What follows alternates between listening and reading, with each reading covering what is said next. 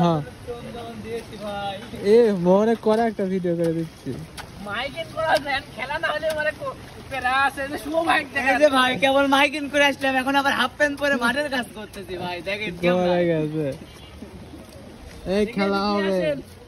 Chatmohar football একাডেমির আয়োজনে এত বড় টুর্নামেন্ট যদি খেলাই না হয়, একটা মান সম্মানের ব্যাপার নয়। মাঠের পরিবেশ ভালো হয়ে যাচ্ছে, পানি চলে যাচ্ছে, খেলা হবে।